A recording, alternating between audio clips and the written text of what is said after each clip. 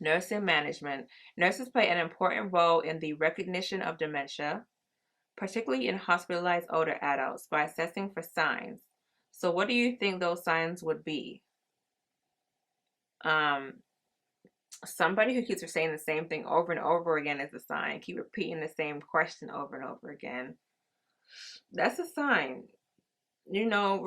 Repetition, I would say, is a sign, and forgetting things. If they keep forgetting where the things are. So, what could the nursing interventions be for dementia? It's aimed at promoting patient function and independence for as long as possible. Since there is no cure, we can only slow the progress of the disease. And like I mentioned before, they do have drugs to slow the progress of the disease, cholinesterase inhibitors. Slow the progress of the disease. So we can use those, but it's not going to stop it. There's nothing to stop the disease from occurring. Promoting the patient's physical safety, promoting independence and self-care activities, reducing anxiety and agitation, improving communication, providing socialization and intimacy, promoting adequate nutrition, promoting balanced activity and rest, supporting education, supporting and educating the family members will all help somebody with Alzheimer's disease.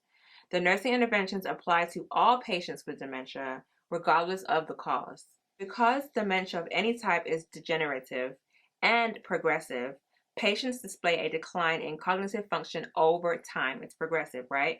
In the early phase of dementia, minimal cueing and guidance may be all that the person needs to function properly. But as the time progresses, they're going to need more cueing, more guidance, and more assistance. So we have to let the family members know what kind of assistance and supervision that they may need, and for them to be aware of those while taking care of their loved one. And you need to create a calm and predictable environment. Like I said, they do not like new environments. Make sure it's routine. Make sure it's how it's supposed to be, because that can cause a change in um, behavior, and we don't want that. We don't want to make them upset, right? And then you want to have a quiet, pleasant manner of speaking, clear and simple explanations, and use memory aids and cues to help minimize confusion and disorientation and give patients a sense of security. You can put clocks and calendars to enhance orientation of time. So we want to promote physical safety at all times, all right? That is very important. So we want a safe home and hospital environment for all patients. So they can move about as freely as they want to and still have that independence. So we just want to take away clutter, move away rugs, any kind of like lighters, candles, just take them away so that they can be more independent. We don't have to worry about them, and they can feel like they have a sense of self, a sense of independency. For patients residing at home, in order to prevent falls and other injuries, all obvious hazards are removed and handrails are installed. A hazard-free environment allows the patient maximum independence and a sense of control. Adequate lighting, especially in the hall, stairs, and bathrooms, is very necessary. Night lights are helpful, especially if a patient has increased confusion at night. This is normally called sundowning. They get very irritated and very aggressive and whatnot at night. So you want to keep it lit for them.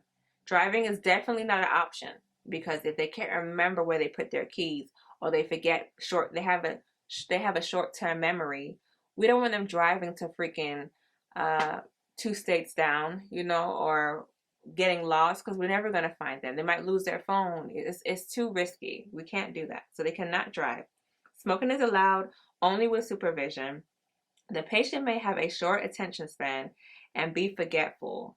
Therefore, the nurse and the family must be patient, repeat instructions as needed, and use reminders, post-it notes, and a calendar, and just have a list of daily activities.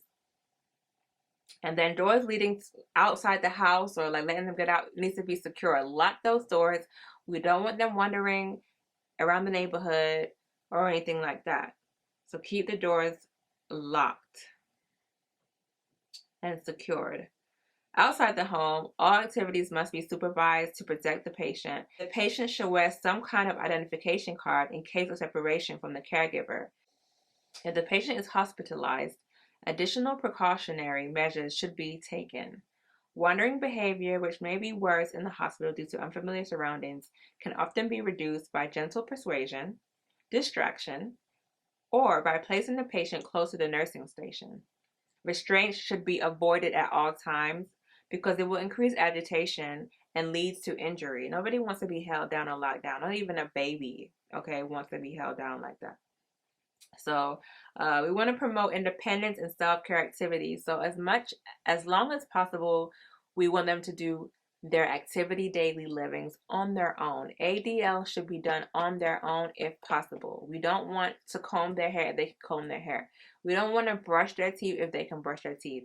Like I said, sensory deprivation, we don't want to cause that. We want them to have the ability to keep that particular activating system moving and functioning, keep that brain moving, and do things on their own, because that's what helps optimal health. Reducing anxiety and agitation. Despite profound cognitive losses, patients are sometimes aware of their diminishing abilities. Patients need constant emotional support that reinforces a positive self-image. When loss of skills occurs, goals are adjusted to fit the patient's declining ability. The environment should be kept familiar and noise-free. Excitement and confusion can become upsetting and may cause an aggressive, agitated state known as catastrophic reaction, overreaction to excessive stimulation. So you don't want to overwhelm them. Keep everything calm. The patient may respond by screaming, crying, becoming real abusive, physically and verbally, like cussing you out, girl. You don't want to do that. This may be the patient's only way of expressing an inability to cope with the environment. So when this occurs, it's important to remain calm and unhurried. Forcing the patient to proceed with the activity only increases the agitation. So basically at this point, whatever y'all was doing, you need to stop and come to it later. Or another day, because at that point, they're not in the mood and you don't want to get them upset even more. And normally, sometimes, frequently, the patient quickly forgets what they were even upset about anyways when you wait a couple of hours later. So that's a good thing. So that's why I said just drop it and then get back to the activity another time if they don't want to do it anymore. Things like moving to familiar environments, listening to music, stroking, rocking, or distractions may quiet the patient.